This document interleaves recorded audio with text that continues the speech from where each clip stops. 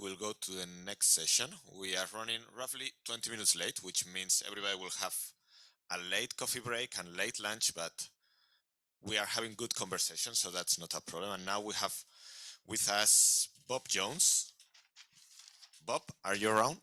Yes. Hey. So Bob comes from CERN, and you have been involved in the sustainability group of the EOSC, if I remember well. That's right, yeah. So I'm, good morning everybody. My name is Bob Jones. I'm Deputy Head of IT Department at CERN. And I'm also a member of the EOSC Association that Andy was just referring to. I'm an elected member of the Board of Directors. This morning, as has just been highlighted, we're 20 minutes late. But I will try and give you a little bit of an overview of the context of preparing for the long-term sustainability of the European Open Science Cloud. And I will try and touch on some of the points mentioned about the minimum viable EOSC. And then I'll hand you over to the main act, Dale Robertson, who is co-chair of the Task Force for Financial Sustainability. And she should explain to you what work has been going on over the last year and a little bit in preparing for this. Okay. Where do I have to point this?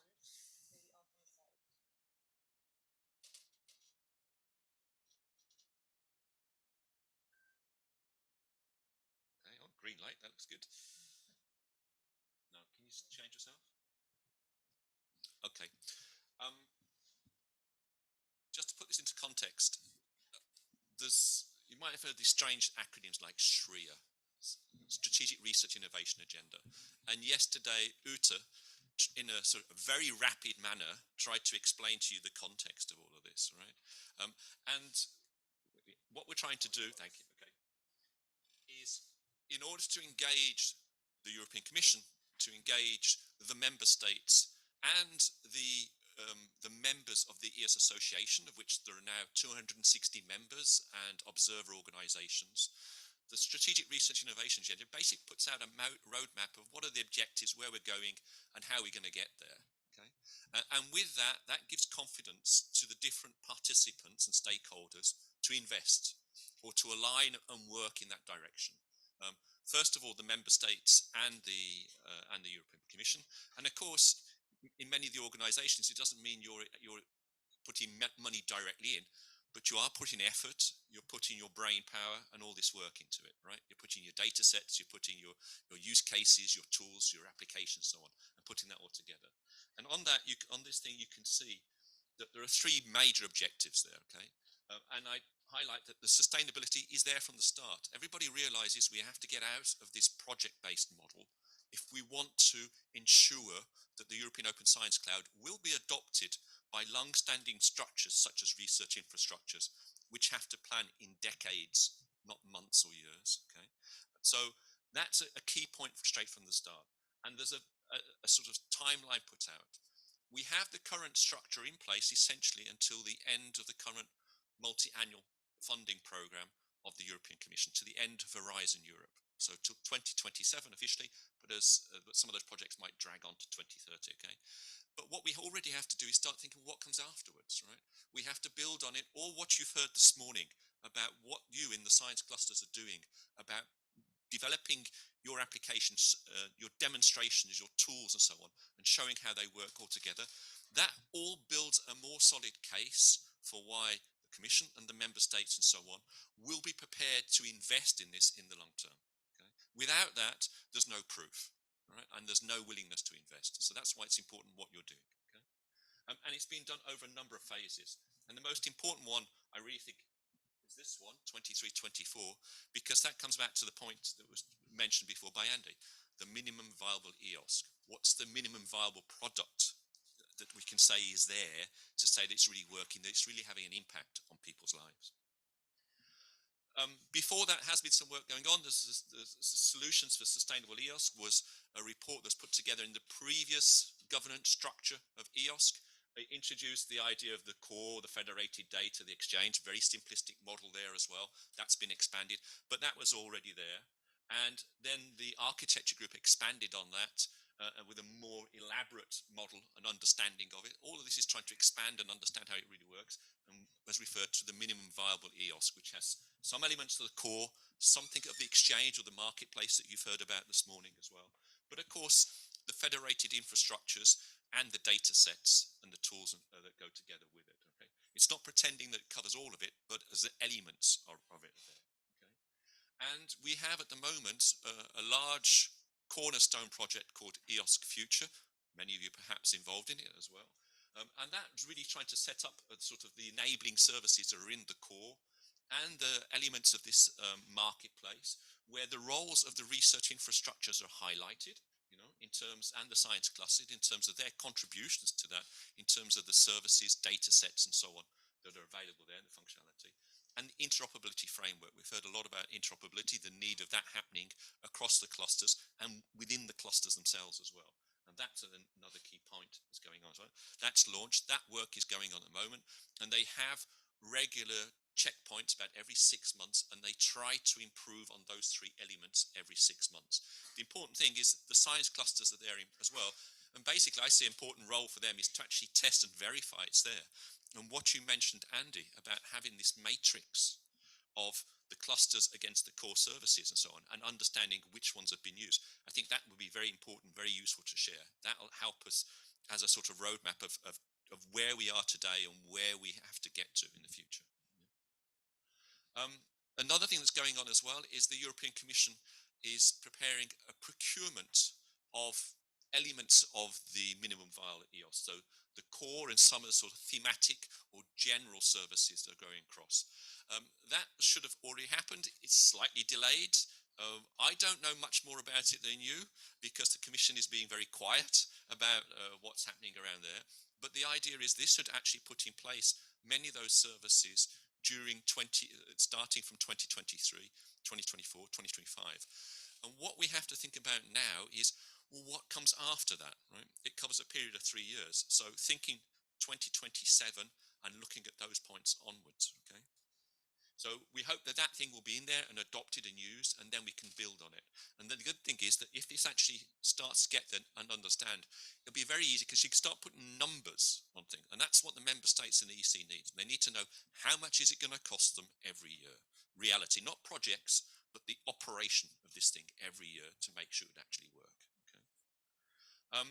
There's as I said, the member states are very important here. There's a structure that Uta quickly mentioned yesterday, the steering board, which is part of this tripartite relationship.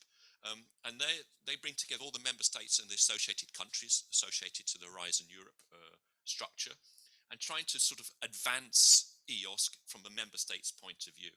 And noting that here you see there is the commitment, and this is stated part from the chair, the co-chair, Volker, that there is commitment from the member states, and they're trying to understand as best as possible where they have to invest and how much, and what mechanisms are for that. And I would also just add then as well that, you know, in this point, the thing I really want to highlight is the countries themselves. They've recognized that it's not a temporary project-based model that we're looking about and talking about today. It is something there for the long term. And they are ready to invest, but they want to know how they do it at a national level, how they do it at a European level as well, okay? And I'll quickly finish because of time, saying, you know, so what we're looking at and what Dale will tell you a bit about is, you know, this longer term vision, 2027 onwards, and the tripartite between the Commission, the member states, and the association with its 260 odd members, okay? And the Financial Sustainability Task Force have produced this progress report. And these are sort of things that, you know, the governance is starting to look at. There's a reflection paper out already that is based a lot on the financial studies that have been going on up until now and the early work of the task force. So it's exploring the models for operating and governing the EOSC in the long term, right? And assuming that the minimum viable EOSC is already there. That's their starting point, their assumption, okay? And how are we going to fund it, what tools and so on, and whether or not the current partnership with this MOU between the EC and the association, is that the right model for the future? Or do we have to adapt it? Do we have to see who will take operational responsibility for it in the future? Because in the end, realistically, we don't really want the European Commission to do this. That's not their job. It has to be somehow operated and governed by the research communities in one means or another. So I'll stop there, and maybe we can take the questions at the end when Dale. You have more time if you want, eh? No, that's fine. I hand over now to Dale, okay? Okay, well, thank you very much, Bob. Okay. And yeah, it might be better to have all the questions at the end, so then they could be addressed to either you, to her, or to both of you. So, Dale, are you remotely? Are you there? Yes, I'm here. Can you hear me and see me? We can hear you. I cannot see you. Ah, that's a bit strange. It's definitely showing that my camera's on here. So just share the screen. Okay. We can see you now. So Okay. things are going in the right direction. Okay. So sharing now and hoping it will behave. Okay, so can you see the slides? Yes, we see the slides. We see plenty of tabs open in your web browser too. That's good. So it's not gone into, yes, okay, so it's, I'm afraid they're just going to remain visible with the way I've done this. I hope it's not too bad. I don't think that's not a big deal. That's good. So just to very briefly introduce you to everybody, you work at EGI Foundation. I think that your role is Senior Strategy and Innovation Officer, and as Bob said, you are co-chair for the Financial Sustainability Task Force. Is that right? Yes, okay, thank you. Yeah, so in EGI we have various job titles. So generally I go as EOS Liaison Manager, and as you say, I'm one of the two co-chairs of the EOSC Association Task Force on Financial Sustainability. So thank you very much. Good morning, everybody. It's very nice to be part of the PaNOSC Closing Event, and I'm sorry not to actually be there in Grenoble in person with you all. Very pleased to have the opportunity to present the task force's interim progress report to you this morning. So Bob has indeed set the scene very well, actually, and so the task force has a charter. It's one of the 13 task forces of the association. The charter basically had a couple of milestones, one of which was that we needed to present some essentially interim findings, really. And that's what we published a couple of weeks ago and presented for the first time at the symposium in Prague. And I'm going to give you a sort of a condensed version of that now this morning. So this is a picture of the progress report. I would urge you to actually read it. It's most easily findable by going to the eosc.eu website, and if you navigate to the advisory groups and the Financial Sustainability Task Force there, then actually you can download the report from there. Also, once you actually have a copy of the slides yourself, you can use those other two URLs that are on the screen. So a few basics, first of all. In terms of the task force's charter, so our objective is to produce proposals for the long-term financial sustainability of the main EOS building blocks, so the core, the exchange, and the federation of data. And the reason the charter's objective is stated in that way is because the Fair Lady document that I'm sure many of you are very familiar with, which was the final output from the Sustainability Working Group, which is the predecessor group essentially to this task force. It proposed these three main building blocks of EOSC, and that's our foundation document that our charter binds us to building on, really. So that's the approach that we take.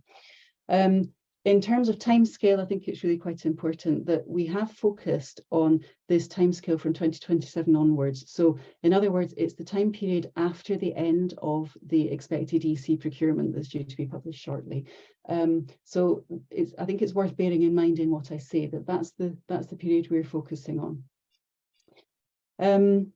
So what's in the report and what I will present to you just now is based on our current status. It shows you the findings, essentially. That's the summary of the work that we've done over the last year or so within the task force, in using our understanding of the landscape and what's needed, and of course drawing on the knowledge and expertise of the members of the task force. We did find that in practice, less so with the core, but certainly with the exchange and the data federation, we had issues in that in order to be able to make proposals for how to fund these parts of the EOSC, actually we needed to understand a bit more clearly what exactly these things were. So we unavoidably ended up having discussions about definitions, just something I find very, very frustrating, and have always tried quite hard to avoid sort of going down that rabbit hole too much in discussions about the EOSC. But it really was unavoidable in our discussions, and you'll see that reflected in what I present to you. Okay, so in terms of the core, of course, the core was the most clearly defined of the three components. The main proposal here is that the EOS core should be funded and governed by member states and the EC in a proportion to be defined. We didn't feel that we needed to dictate or stipulate exactly what that should be, whether it should be 50-50 or whether it should be 49-51 or some other proportion of or balance between the two main sort of sets of parties. So the operational cost should be funded jointly by the EC and the member states, so as to make the core sustainable. So our idea here was that we wanted to make sure that money was coming in reliably and sustainably in order to make sure that the core could remain on a stable footing and operational and be maintained in the medium to long term. And we felt that was the safest way to achieve that and to assure that it happened. Associated countries likewise could take part in that, and hand in hand with that funding proposal is the governance proposal, that indeed if you're paying, then you would be in the governance. What we also included, though, was a recognition that the scientific community should be included in the governance, involved in some way, and what we proposed actually was a scientific advisory committee which could report to the member states and the EC in the governance. Something to note is that the governance of the core might be different, in our view, from governance of at least parts of the exchange and the federation of data, and that's something to look at again later. It's not necessarily something within the remit of our task force.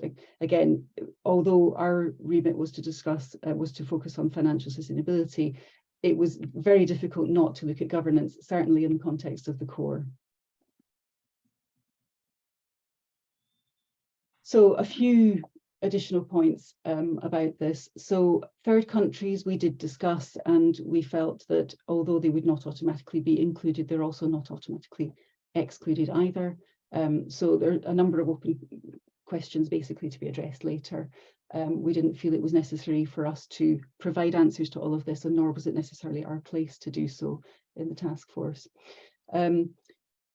Coming back to the method of funding, if you like, again, in terms of making sure there was reliable and sustainable funding, we felt that whilst in-kind contributions are acceptable in general within EOSC, we felt that in-kind contributions should not be the means of financing for the core. In other words, they shouldn't give the right to waive a financial contribution to the core.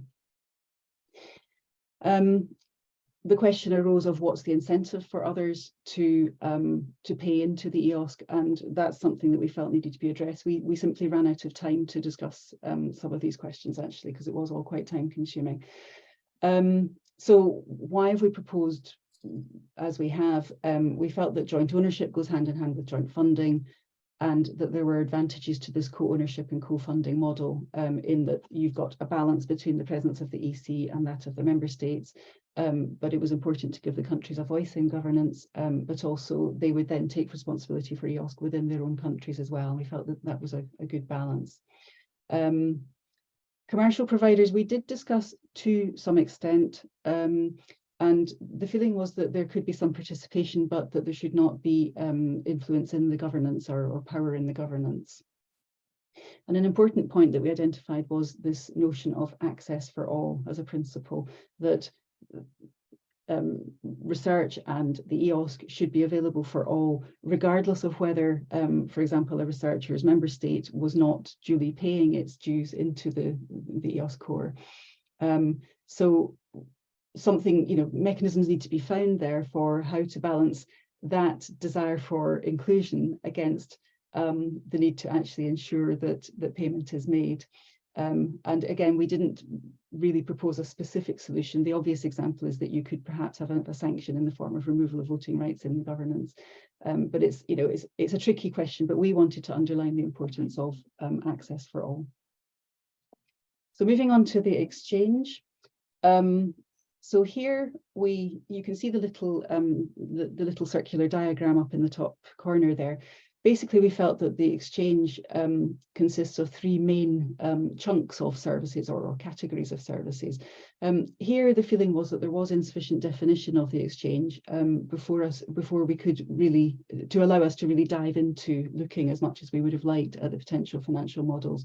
So we covered as much ground as we could in the time that we've had so far. So the view that was formed was that the exchange is EOSC's pan-European marketplace for research services, with a value proposition of sorts that researchers should have the freedom of choice to use the services from the exchange which best fit their particular problem or needs. The exchange should facilitate cross-border service consumption, contribute to better services emerging through competition, and provide a fertile ground for niche services. And that it should enable the brokering of horizontal and thematic services between providers and researchers. So the three main categories of services that we envisaged are, firstly, centrally financed services. So here, a limited subset of services which we felt should have subsidy or central financing, essentially, so financed by the EOSC. And that category is then subdivided into two sets. Firstly, a selective portfolio of essential services, both horizontal and thematic, which are considered necessary for the success of the EOSC. And further detail is needed, we feel, to develop exactly what that concept should be and how big it should be, and to produce a number for how much it would be, how much funding it would receive. Alongside that, a small set of temporarily subsidised novel services, which would be receiving, as I say, temporary and probably progressively reducing subsidies in order to stimulate their take-up. But again, quite a small category. Then the next category, access to commercial services. So this is the procurement frameworks, procurement compliant access to contracts with commercial services of relevance. And then finally, the biggest category by far, brokered not-for-profit services, and this is the marketplace essentially. So the most dynamic category, consisting of hundreds, potentially thousands of different not-for-profit services brokered between users and organizational participants in the EOSC. So those were the three broad categories that we imagine in the exchange. A little bit more detail on that third category, brokering. So as I said, that's where we would imagine that by far the biggest proportion of the different services in the exchange would live. And this is what we envisage as a marketplace, facilitating service transactions and also cost recovery mechanisms, adhering to this notion that services should be free at the point of use for researchers. Discussion began on potential direct and indirect cost recovery mechanisms. So some of them are listed there: vouchers or tokens, subscription models, freemium model, that's had some discussion. All of those we think need to be gone into more detail in our discussions, and that's part of the work that we'd envisage doing in the coming year. There were two major challenges that were identified and are probably familiar, one relating to VAT, one relating to procurement. And in the report, actually, we proposed some quite specific studies that are performed. We've got the benefit of some support from the EOS Focus project.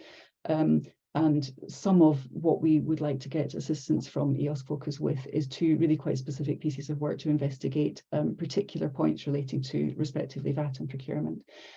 Overall, though, well, you can probably see from what I've just presented, we've only got so far in our considerations, and we really need to go into more in-depth analysis with both the types of cost recovery mechanisms and indeed really this kind of notion of what the three main chunks of services are within the exchange. So moving on to the data federation. So here we actually made use of some relatively ad hoc use cases that we gathered from members of the task force themselves. So they were randomly selected in the sense that they were just what was readily available to us from within the membership of the task force. So from Blue Cloud, CESTA, DISCO, and the COVID-19 data portal, which Nicholas mentioned a short while ago. The view that we formed was EOS Data Federation must enable researchers to find and acquire data from multiple sources available at any level of aggregation, whether that's local or institutional, national, thematic, EU level or international, through attribute-based discovery. We've also, well, on the slide you can see there's the SHREA definition of the Data Federation as well. We had a lot of discussion around the fact that it was difficult for us to know exactly what Data Federation at EOSC level consisted of. So the fact that there was not a recognised or agreed architecture for Data Federation was an issue for us, and we did discuss around that quite a lot. Something that was plainly recognised in the work that we did was that many of the costs associated with the federation of data or its verification or indeed compliance with the EOSC are really not currently recognised or included in research budgets, and that's something that will have to change in the future. Some of the lessons that we drew from these use cases was that although data and services obviously need to go together, they do definitely have different financial requirements. Interoperability was clearly very important in terms of what we discussed and ways forward solutions for data federation at the EOSC level. It was clear that the solution should be relying on what exists already, not necessarily creating lots of new things. And therefore, the key, of course, is to make existing facilities and resources interoperate. But you want to rely on the existing things, the repositories and the federations at all levels. So it's not that there's one level that's necessarily favoured over others. You want to try to make all of it work together and make it discoverable. So, well, I've already mentioned the next point about making use of what already exists. Slightly more broadly, though, what we also recognised was that connection with the European Common Data Spaces, with GaiaX, with the Global Open Science Cloud, and indeed taking a wider global view was important and in the interests of EOSC in terms of raising its profile, in terms of making it more relevant, more competitive, and more highly used. So it was important to remember to not always take the sort of narrow European perspective or indeed just a research perspective. And that's something that it's not always that easy to remember. So there's a lot on this slide, I appreciate, and I won't go through a lot of detail here, but what we actually looked at, so using these case studies that we developed, we identified what were the additional cost categories that were incurred or involved in data federation, and we grouped them at least tentatively under these 4 headings: making data fair, making experiments reproducible, ensuring long-term access to data, and federating data to EOSC. And you can see the further detail under there, but I won't read it. I don't know that we necessarily were entirely confident that we had identified absolutely all of the costs, actually. So it's possible that there are some additional costs that ought to be included in those lists and aren't, and it might even be that there should be an additional heading in there as well. But certainly, you know, we had a good crack at identifying what was involved cost-wise. In terms of architecture then, so we were grappling with, okay, you know, if we're meant to be dealing with financial solutions for sustaining the data federation part of EOSC, you know, what is it? What is it you're actually going to be sustaining? And for that, of course, it inevitably led to discussion about what the architecture was. So what lives at what level, and what do you actually build, if anything, at the EOSC level?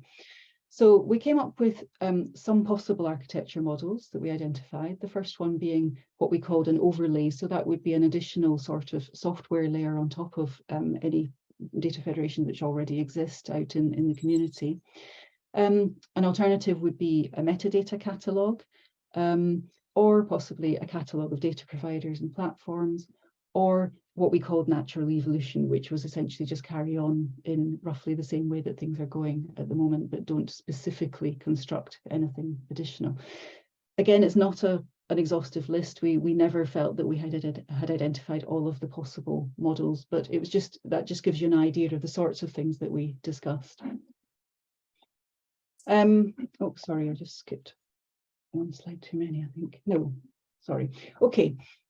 So just to finish up quickly, I wanted to include this slide. So this is stolen from the EC, and it's their wider view, I think, funding framework for data infrastructure. So it's very much an infrastructure view, I think, showing the data spaces and putting EOSC, I think, into this broader context, which I think is really important. As I mentioned a moment ago, I think, you know, it's easy for us to think in the world of the EOSC, certainly for me in my position. And I think increasingly it's obvious that this wider context is really, really important. And I think it will be very important for the future success of the EOSC. And that's why I wanted to include this slide. So you can see in the kind of greeny blue bit at the bottom, this marketplace for cloud to edge-based services, and in the blue text, the Federation of Cloud and HPC Infrastructure and Services. I think EOSC is in there, but you've got above that, you've got all of these European common data spaces sitting above it. And I think that broader context is very, very important. Research infrastructures. Obviously, there's more to research infrastructures than just the 5 clusters, but certainly in the EOS context, the 5 clusters have been extremely important. And that's why I've put them on this slide together. I mean, I think it's widely held as a view that the cluster's contribution to EOSC is absolutely key and critical and fundamental. So I wanted to just recognise that before we kind of enter into more discussion. I think, as building blocks, as the deliverers of an awful lot of very, very important data. And indeed, we saw in the previous session the achievements of the cluster projects during the course of their lifetime.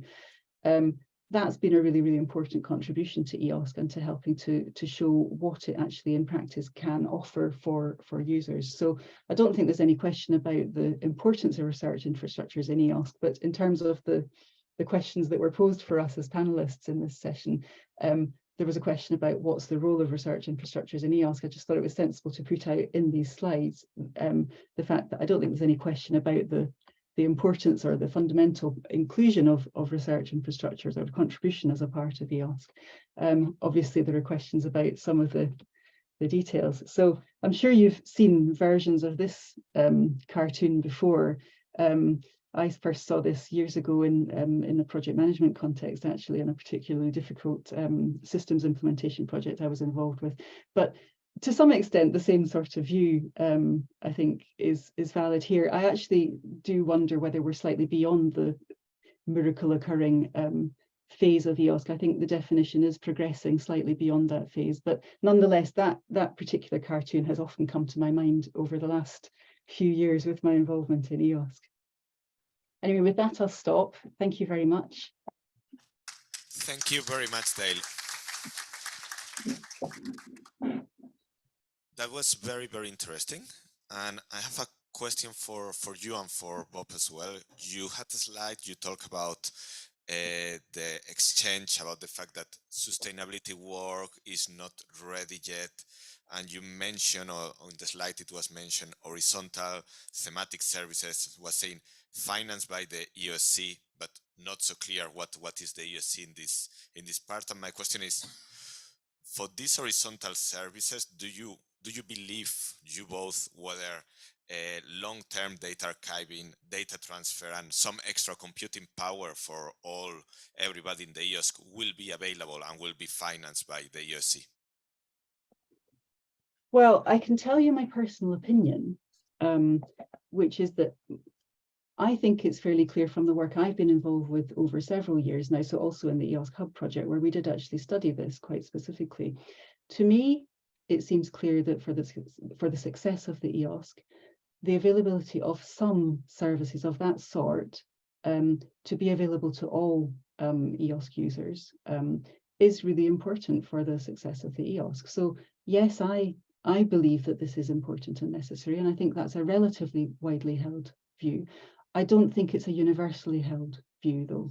And so I think some further work is required to perhaps more clearly define exactly what the services should be that should be in that category. And it's not so much that you need to convince me, because, as I've said, you know, I already feel that I see the point. But you know, to try to be fair, I don't believe everyone, for example, in the task force necessarily feels that they've seen enough detail of that or have seen the full evidence of the requirements there. So I think there is some more work needed in that area.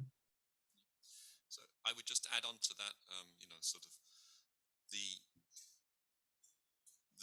the model that was shown with the wheel and the 3 areas. Okay, it doesn't mean that all of those areas are financed centrally via EOS. Okay, so let's just be clear about that to start with. And then, yes, there may be some generic horizontal services that are there. I think, let's be realistic, we're talking about here services essentially for what you might consider the long tail of science, okay? Because the larger organizations and so on, they already have in place funding models and structures and infrastructures for providing their IT needs in some sense, okay? And I think it's, you know, you're dreaming if you think that you can offload responsibility of these large structures to some central funding pot, right? Because one of the important points as well is you look across the different science clusters, and I noticed that ESCAPE had escaped from that slide, so it should be in there as well, right? But if you look across those different research infrastructures and clusters, they don't all make use to the same level the same resources and same IT services. So it will have to be low scale availability to the masses, rather than, for example, providing all this. I don't have, for example, for CERN, I don't believe EOS is going to pay for the computing needs for the LHC, right? Let's be realistic, it's not going to do it. Okay. The other important point that you mentioned is long-term data preservation. And we know that the science clusters have specifically highlighted that point as being an important element. Okay, it was in the position paper that was put out by the science clusters, and you'll see that people listen, because if you saw the slides that Jutta showed yesterday, she showed that now in the current work program of the European Commission, guess what? Long-term data preservation now appears as one of the subjects under EOS. So there is a channel, your input is listened to, it is there. Now, but here, let's be clear, the sort of things you're going to get support with are potentially in the areas of things like bit preservation and these sort of things, right? That is not the major cost of data preservation. It's the curation, it's the knowledge that needs to go around all those things, right? And there's no way you can just outsource and buy that stuff easily. So, you know, you can't just imagine as research communities we can offload full responsibility to some third party to do all of this. It's still going to need an investment in our time and effort to do those things. Okay, thank you. 2 people pointed to me that they wanted to add something more on this topic. So one is Andy, the other is Rudolf, and then everybody will have a chance to make questions. No worries. No, I wanted to, I forgot which slide it was on, Dale. Thank you very much for very interesting, and I've just downloaded the report. I'll send some comments when I have time. But I found the one slide where you showed free at point of use, and then research infrastructure, I think, or, you know, there were these 3 blocks, and then service provider. Now, in most of our RIs, at least in the photon or neutron community, the budgets do not cover giving services, say giving access to compute resources as part of our budget to people who are not bona fide users, who haven't taken data at our facilities. And we don't want to, so we don't want to offload the responsibility, but would it be envisageable that in this model that the RIs, because we have also the knowledge, are considered as service providers, and they can get some compensation for let's say non-PAN users to come and use our resources? Because I think that would be the most efficient way of actually providing this to the long tail of science, but also to any scientists who are not coming to our facilities. Yeah, and so that's the point, really, I think, in this category that I described of the subsidized horizontal and thematic services. So obviously, it's, you know, there's a limit to how big that category can be, but in terms of, you know, why is it needed, who's it for, that's that's exactly the sort of thing that I think needs to be covered. So EOSC, the idea is that it should be supporting and encouraging interdisciplinary research. So use of facilities and access to data and so on within an existing community is something that should already be funded, and by and large already is funded within those communities. What's new is this encouragement of interdisciplinary working, and the fact that you've got, as Bob has said, people from the long tail of science who might be accessing data from outside of an established community. And they might not have access to the compute and storage resources and so on and so forth that they might need to be able to actually make good use of the data that they can access. So it's one thing to be able to find something, it's another to be able to access it. Then it's, how do you actually manipulate that data and reuse it? It's to try to support that type of use. So I think when we initially looked at this a few years ago, what we identified was that this was about cross-border utilization of resources or access to resources and reuse. Actually, more recently, what's become clearer is that it's not necessarily cross-border, it's just outside of communities, it's cross-community usage that you need to try to support. And what we don't yet have is, I think, a clear quantification of what might be the demand there, what might be the associated costs. And so, how much is it that you have to subsidize? How much service, how many services have you got to make available and what's their cost? And that's the challenge that I think we need to try to tackle next. Yeah, so I think from a policy point of view, it's aligned with what the countries and the EC are thinking, okay? Because what is it doing? It's essentially encouraging reuse of data. Yeah? And that's one of the fundamental policy directions that the EC wants. So you can imagine that the member states and the EC will be accommodating in that sense. What model you would have? They talked about freemium, having a small amount for everybody. I think if it's larger usage, then you might have to start looking at models, access, sort of by excellence, and typically as happens now with some of the supercomputing models and things like that. That might be one way providing such access, for the different communities with the criteria that was outlined by Dale, for example, if it is data reuse from another community and generating openly accessible results and things like this. Yeah. Okay, so are there any questions in the room for Bob and Dale? Yes. So first of all, thanks a lot. This was extremely interesting. I have a comment. It's interesting that Dale said that you didn't have time to find an incentive for paying for the core services, and at the same time, Andy found that in none of the slides of the clusters, anyone made a reference to the core services. So are we sure that it's needed, especially because, Bob, you said that the big infrastructures, e-infrastructures, they cannot be built on the core services because they have their own infrastructure and so forth. Okay, then correct me.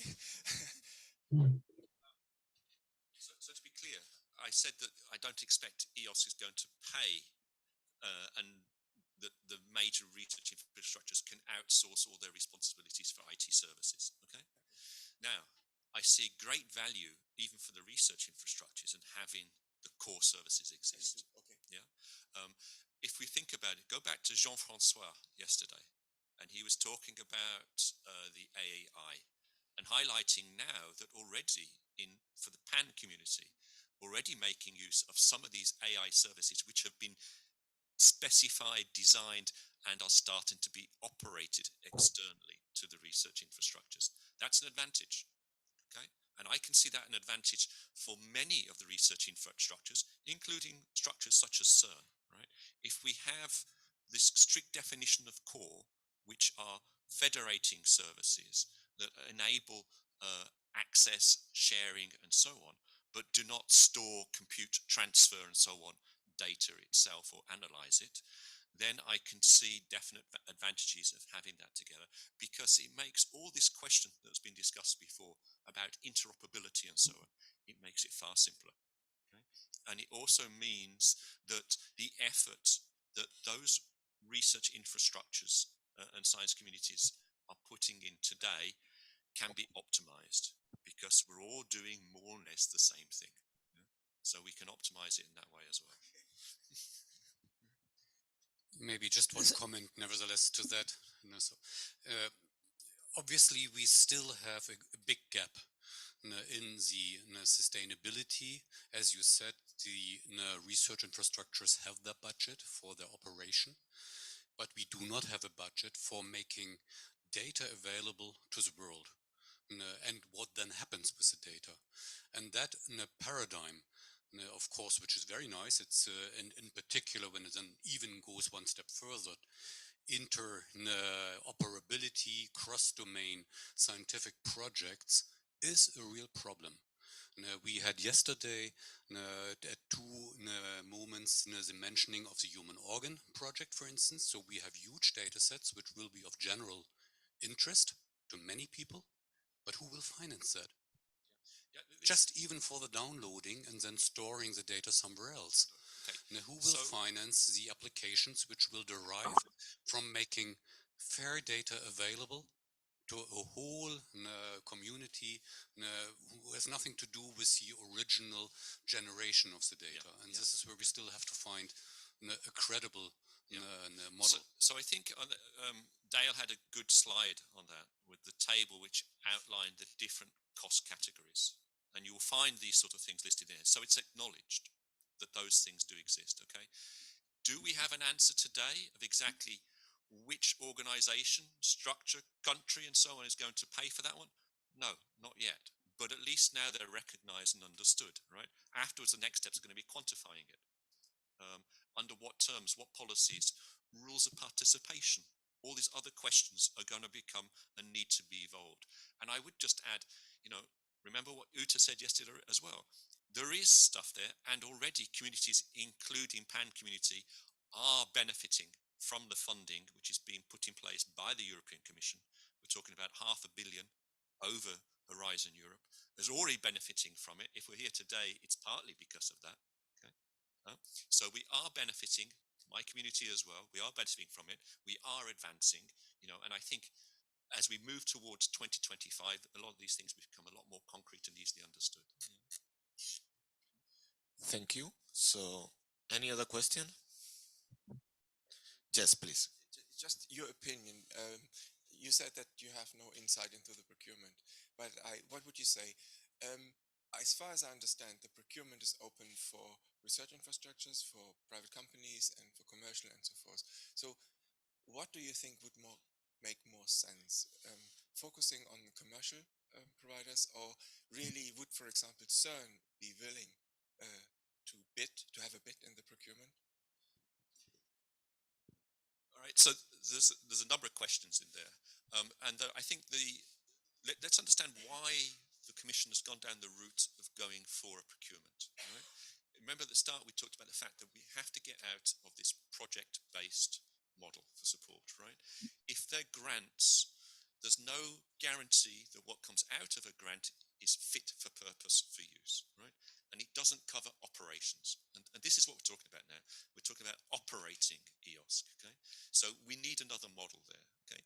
And the procurement model is a means by which you can have a far better chance of getting a working solution than just a short-term project-based approach, okay? Now, there are difficulties with the model. You mentioned CERN. CERN cannot bid. In our mandate, we're a public organisation. We cannot respond to bids. CERN's not alone like that. There are many other publicly funded organisations who also cannot bid in these sort of situations. And that is a difficulty because much of the expertise, the knowledge for these services and tools is within the publicly funded sector at the moment, okay? Now, the other things for if you have commercial providers, right? There are other policy questions that are up at the moment. One of the questions is sovereignty, okay?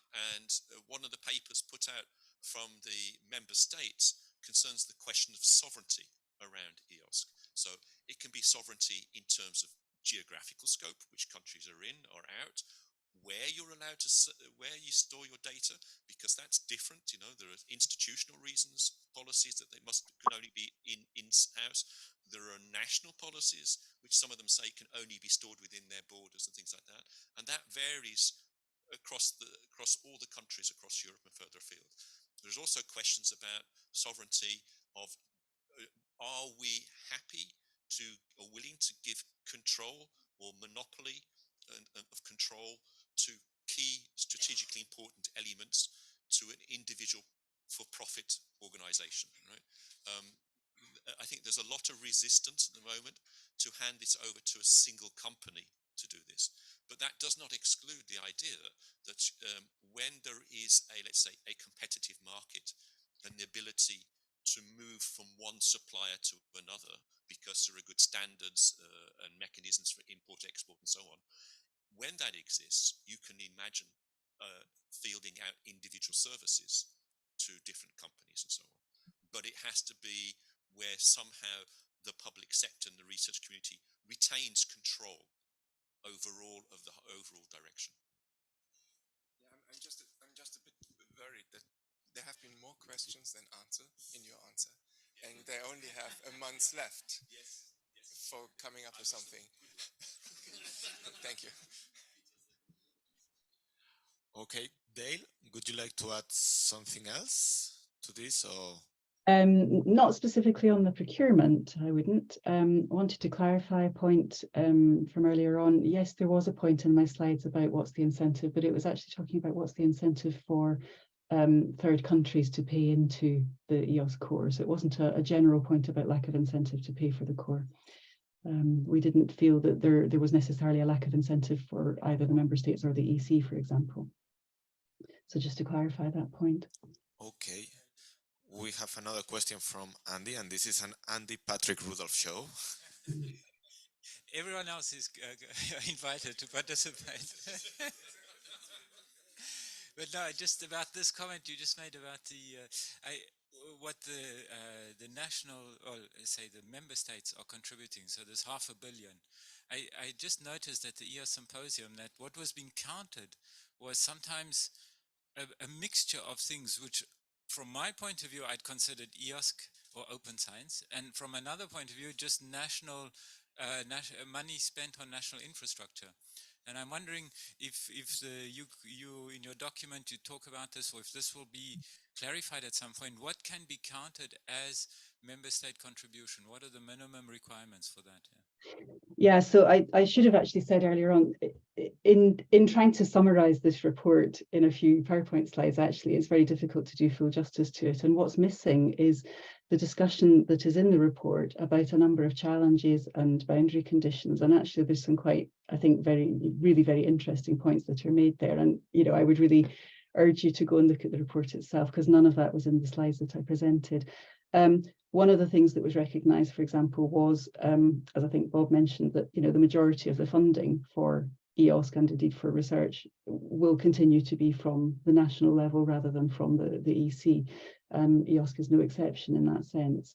But another thing that we recognised was the fact that the AAP, and this is a widely recognised point, it's not necessarily specific to this progress report, the AAP is indeed reporting money that's committed and being paid to or by various organisations, but it's not necessarily EOSC specific.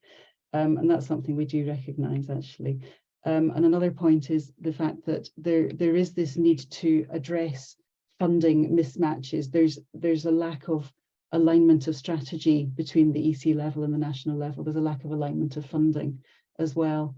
And those sorts of things really need to be addressed in order to, I think, move to a successful, sustainable future for EOSC. Some of those points are discussed in the report, and we felt it was actually quite important to put them out publicly, if you like, actually put these down on paper. They're points that I think have tended not to be articulated very clearly, even though I think probably quite a number of people have been aware of them. So that's something that is in the report and which we feel is important and perhaps helps to just make a bit of a step forward, actually, in just laying these things out there.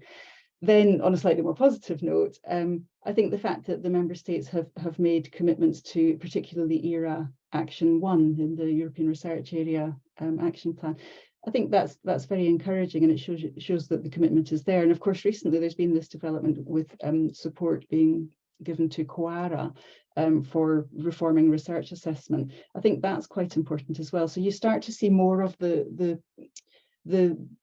pieces of the jigsaw, if you like, or the building blocks, the necessary essential parts falling into place that will help to deliver what I always see as a kind of a cycle of the different incentives and the different values from the points of view of the different stakeholder groups.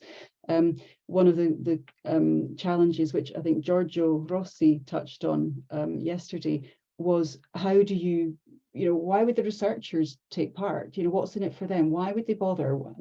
How do you move them from seeing, either being completely unaware of EOS or indeed looking at it and saying, I don't want to do this, it's way too much extra effort, I don't have time, it's just distracting me from my normal research, which is what I really want to be doing. How do you move from that? And I think the research assessment piece is a very important part of that. So you see the different parts of the jigsaw gradually being sort of put together and progress being made, but there's just simply so much to do that I think we are trying to do a massive change program in a really quite short time scale, which is very challenging.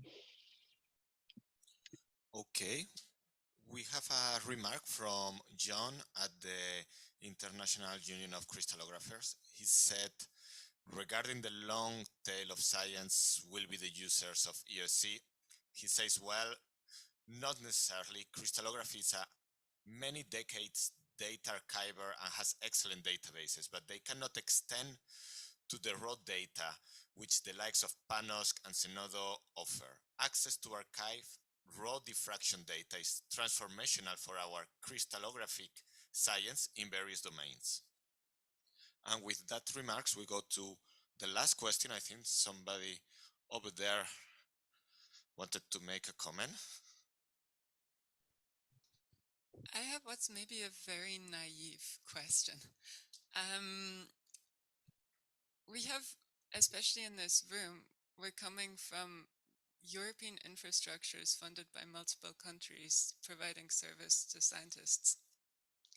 And in terms of this discussion on who's going to provide what, I wonder if that was ever floated as a model, if the funding is coming from the countries anyway, to find an institution modeled on CERN or the ESRF or the ESS to provide this sort of service to the overall European community. It's naive. I don't know that it necessarily is naive. I mean, I think this topic does come up from time to time, and I think the context for it is probably more the reflection paper that Bob mentioned, which certainly in the sustainability working group, sustainability task force, we have had some involvement with, but it's mainly something that's a paper between the EC and the association. So I'll let Bob perhaps comment more about this. Yeah, so I think it's, you know, as Dale said at the start, you know, they've been looking a lot at the financial sustainability, but they had to touch on some parts of the governance, and this is really a governance question. Okay, and in that reflection paper, which was inspired by the work that the financial sustainability and the Fair Lady document and things like that, and is building on it, and comes from the member states and the association.